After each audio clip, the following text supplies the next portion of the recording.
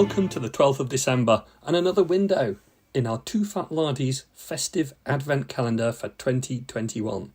Today it's Nick's turn again, and he's going to give us some personal stories and the inspiration which he drew from those in the writing of various different rules and designing of games which we've all enjoyed over the years. Very much looking forward to this, Nick, so take it away, please. I always think our games are at their best when the after-action reports read like a personal story, just like the ones I've read in first-hand accounts of the action.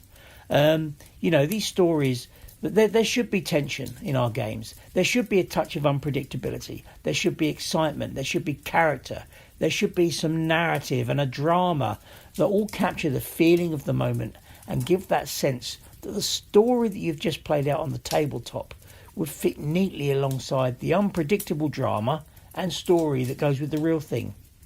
I always think it's a great indicator that we're getting things right and that our games become in some ways more real and perhaps more plausible as an exploration of what might have occurred for real.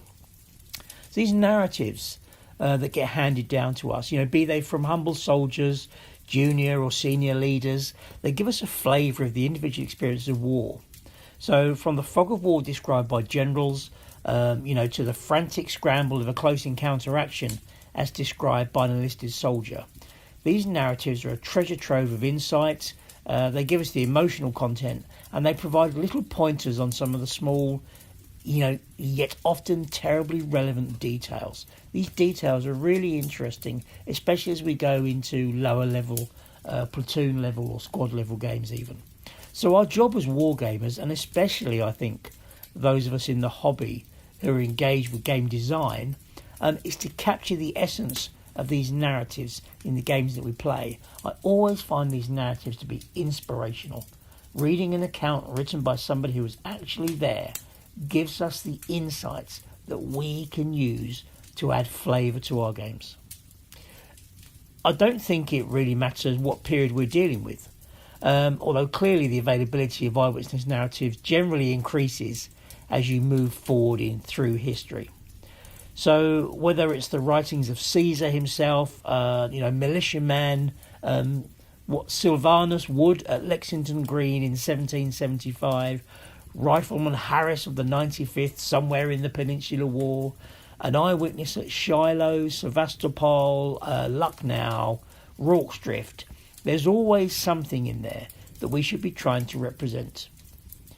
Major storylines are captured within the main rules, fair enough, but these small personal stories also need to come through. So having named characters, of course, is inspired by this. It gives us a personal element to games, somewhere that we as individuals can connect to. And also the inclusion of things like random events in Sharp Practice or in Chain of Command allows a moment to capture some of those wonderfully individual moments that are found only in personal narratives and will never make their way into a top-level summarised history.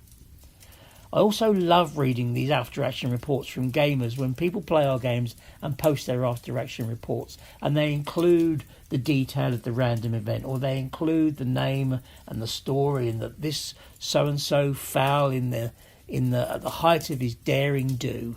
They just add a certain realism to whatever it is that I'm reading. They just allow me to connect to the game, and I love it. These personal stories inspire me. So wherever possible then, reading accounts from both sides helps us to understand more about the battle we're learning about and the way that it unfolded. So if we combine a good narrative with a map and with a timeline to give a real insight into what happened, when it happened and how it happened. And if you're able to do this whilst walking the ground, then your eyes become open to the personal story that's unfolding. And your learning becomes richer because of that. Many people know that I've been extensively researching, for what feels like forever now, Operation Market Garden, to develop a campaign supplement that brings this huge campaign to life on a platoon-sized tabletop.